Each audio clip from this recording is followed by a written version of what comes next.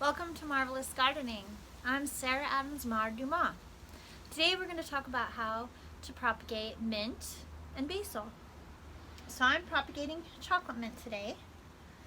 And always plant mint in their own pot. They're very invasive. And don't mix two different kinds or three different kinds of mints together because they'll dilute the flavor.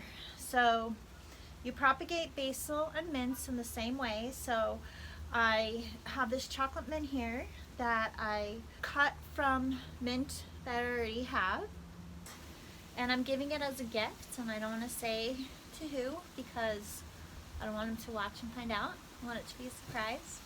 So all I did is I took a cutting, a nice long one, and I just take off the bottom leaves like this, and I put it in water. And then what happens is you grow roots. And these really grow within a couple days. I've had these in for maybe a week or so.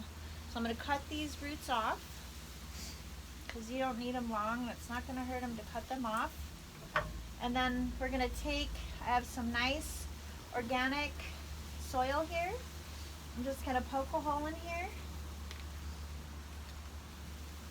And then put the mint in there and then water it in and keep it moist while it is rooting in there. If it dries out while it's rooting, it will die. So keep it moist but not soggy. And you can do the same thing with basil. The same thing. I cut this little piece off. There were a couple leaves down here and I just took them off, and then look how long these are. They're just fantastic. So I'll go ahead and plant this so I have more basil. I love basil, it's super healthy. And that's it. So thanks for joining me on Marrvelous Gardening. I'm Sarah Adams Dumas. Have a fabulous, marvelous day.